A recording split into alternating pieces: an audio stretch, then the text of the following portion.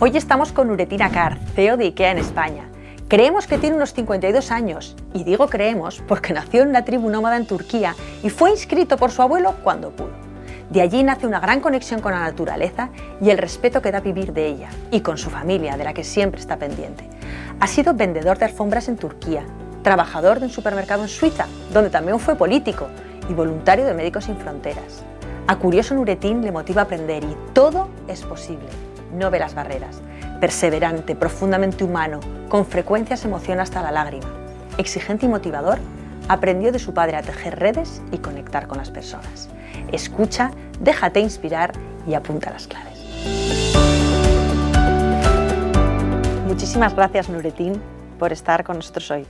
¿Qué queremos? Queremos inspirar a nuestros estudiantes para que entiendan, además del conocimiento técnico, qué otras necesidades van a tener en el mundo profesional. So Nurettin, thank you very much for being with us. So let me ask you one question. Can you share with us some moments of your life that really have made you the person you are today?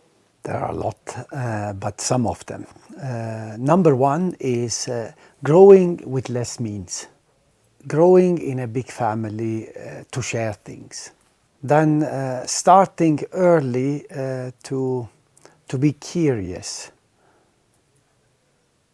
And dream about what I want, and try to ignore all the obstacles that comes along the way, and trying to find a way to make it happen. And finally, not giving up on what you dream about. I have examples, if you like, I can share. Yes, please. For example, I was in the age of approximately 12 when I decided to learn French because I heard some people speaking a foreign language. And then in that city where I was living, there was no books to learn this language. So I tried to find out how can I learn French. And then one of the teachers said, there is in the capital city a kind of system. They send you letters and you answer afterwards, and you do kind of exams by yourself, and with this you can learn a language. And I didn't even have money to order these books and try to find a work and pay this money to this and learn French. And the other one is when we opened our shop with my father, we had no money except the will to have a carpet shop. And now we manage by gaining trust of the people, not giving up because we don't have money. That's very nice to hear, Nurettin. What do you think there has been very specific professional moments that have marked your life, that really have made a difference on your life? Professional moment, there have been 2, 3. The first one is when my father decided that, I think it's good to go to school, but on side you can learn something. And then I worked in a carpet shop, and there I met people speaking foreign language. I learned French and English, and then that have made one. Secondly, when we opened our shop in Antalya, that was the second one. And the third one, when I was in Switzerland, actually about to give up to find a job when I then started to work for a retailer. These were the 3 main career paths, I would say. Thanks a lot.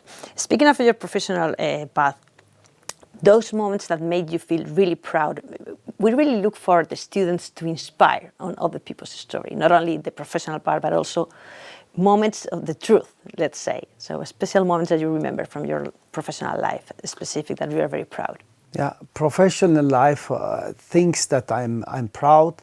Number one, you were part of when we transferred Goya, our small city store in heart of Madrid, when we managed to really make it work, that people were able to enjoy that shop. This is one. Then secondly, I would also mention that when I then started in Switzerland, not speaking German, in the first career step, and then being successful in the first step. I think these two, I can say, were super important for me. Thank you. It is thinking of the students that are really looking at your interview. When you are 20 or we are 20, 30, sometimes you feel insecure with many things. No, it's you don't find your place. You see people you admire, CEOs, president, whatever. So when you were 20, 30 years old, you were good at, you were not so good at what other things. What have you done to grow in these things you were not so good at this time? I was good at, I had a lot of energy. I wanted to do many things. I was very curious. I think that was the engine of my energy. What I was not good at, I didn't do things for a purpose. I did it for career. And that is, I think, the biggest difference to today. So can you deep dive a bit more on this topic, please? I find it very interesting because, you know, purpose is one of the key words for students and for young professionals right now. Yes.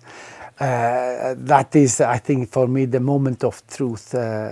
Purpose is when you do things beyond of financial or career things. I have discovered that I love when I have a positive impact in people's life, and I do whatever I do to fulfill this purpose. And then if I take more responsibility, it is to actually do even more good things. It comes from that angle, and then it makes you even more authentic and successful when you do things for yourself and for your purpose rather than for a career and financial means, because at the end more doesn't have end and it doesn't bring happiness. Do you have any specific examples, deep diving a bit more on this topic? Do you have any specific experience you would like to share?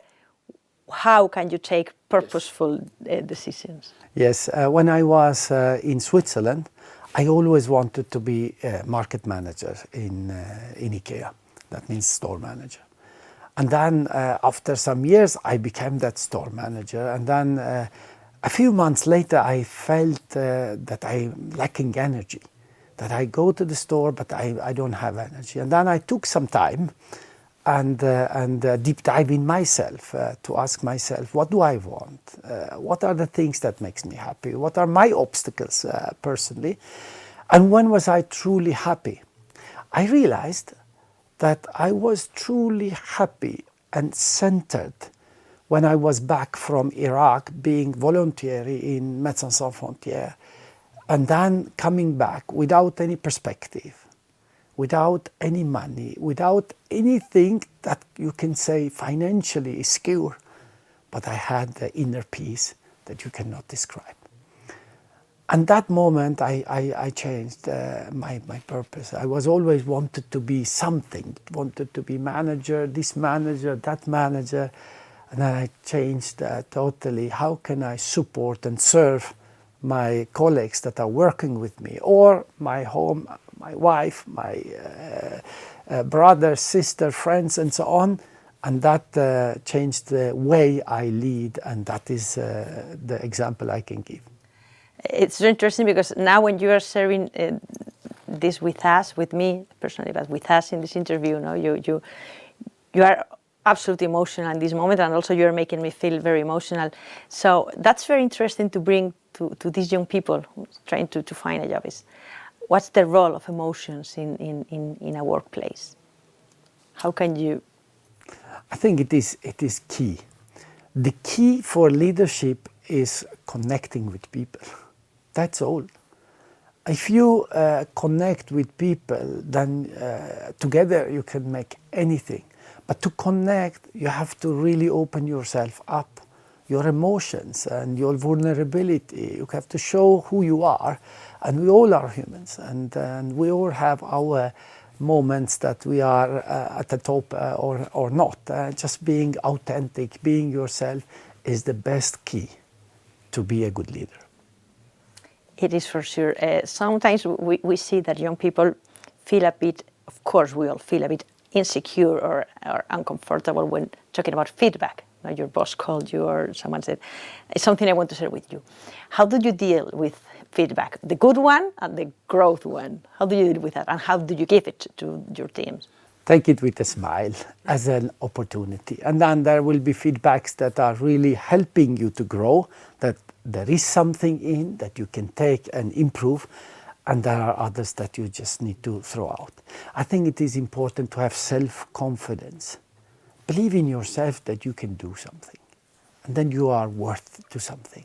If you have that self-confidence, all the feedbacks are welcome, because some will help you to grow and some others are there just to hurt you, and then you will distinguish in a very easy way, and it will not destroy you coming from which angle ever. Also, topic I would think to address is frustration. I mean, sometimes things doesn't go as you wish, as we wish. How do you deal with frustration? How can you help young students and young people, professionals, to deal with it?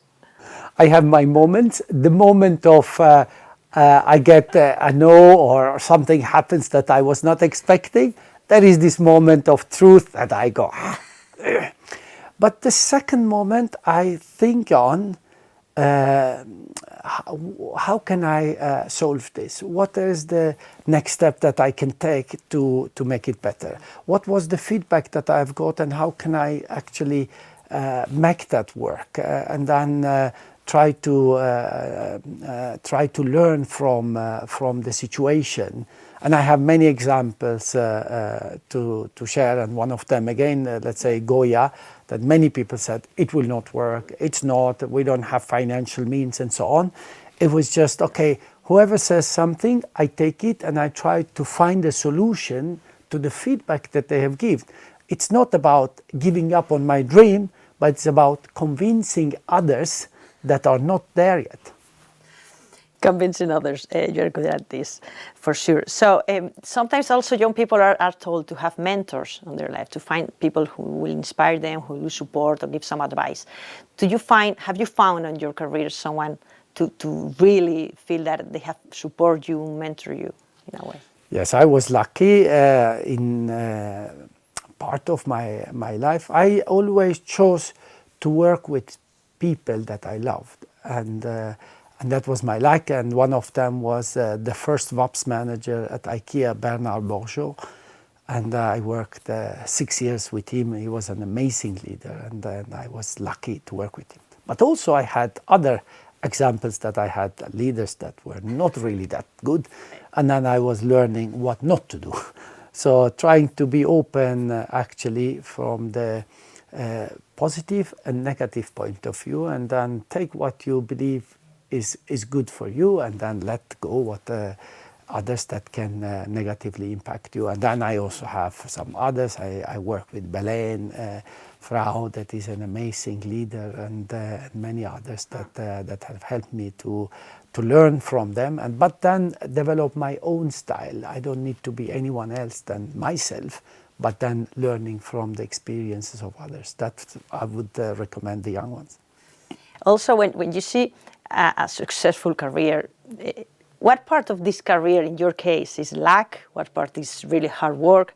How much is other factors in your career? How would you organize in luck, hard work, or other factors? I would say I start by saying I love what I do. The passion to find what you are passionate about, and I found it. Luckily, with the support of my father, that I was in retail since I was small. This is one. Secondly, it is hard work. It is being hungry. It's not the most talented people that are the most successful ones. I think it is the most hungry people to learn are the ones that are most successful. In my case, I'm just hungry, and I work super hard to actually get what I think is good for me.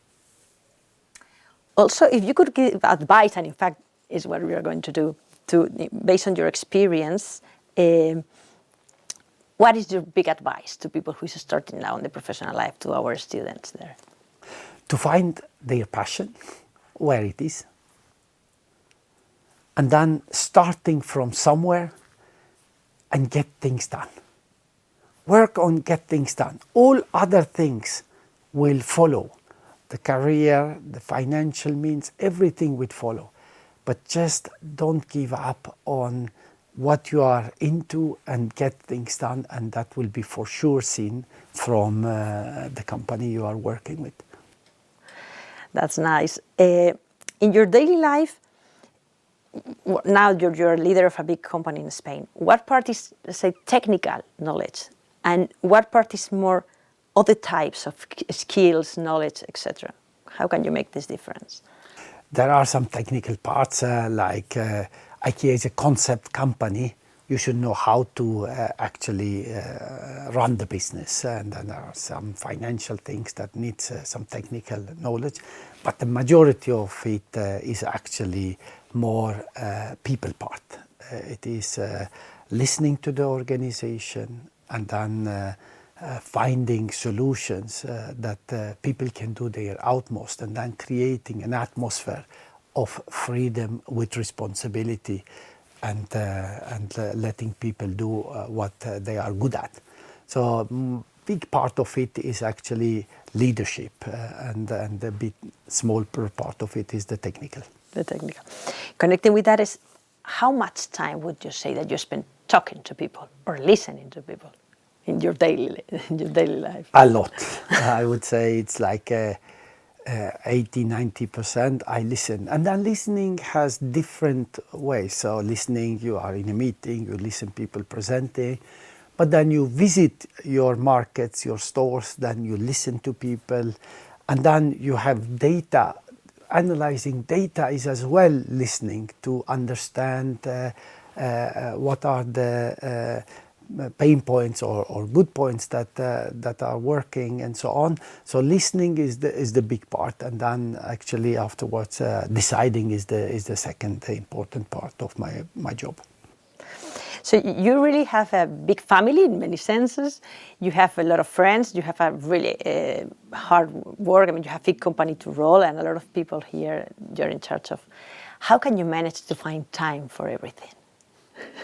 If you manage. I have to say that I don't always manage, that I have to acknowledge, but I think I reach all the objectives that I have in private, but also in the work. I can accept that some things are not okay, and I focus on the things that are important, and then I can prioritize. I think that is one of the things that we should not be everywhere every time. I accept not to be in some areas, but I choose to be in other areas when it comes to work. But in the family part, I really look into, okay, what is the need of my business, and then I really take that time.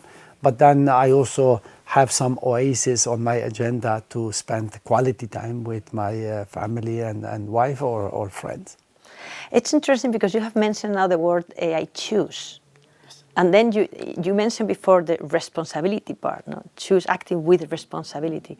And that's very interesting when you bring it to make the elections. Sometimes you need to be somewhere, but you choose and you are responsible of your decisions. Absolutely. Life is a choice. It's all. What happens to you is your choice. Whatever you believe and work for, is that what's going to happen. So I truly believe life is a choice. We choose to wake up earlier. We choose to go to gym. We choose to spend time with positive people. We choose to. All we choose. It's all our choice, and nothing happens to us. If we allow things happen to us, then that happens. It's all our choice. It really is. So as we are talking to 20 years old people, what have you learned from people around you, around 20, 25, 30? You know, what do you learn from young people? I learned the digital way of life. So how they are actually moving around with digital tools. How do they connect, interact with each other in a new way, which is different than when I was in their age.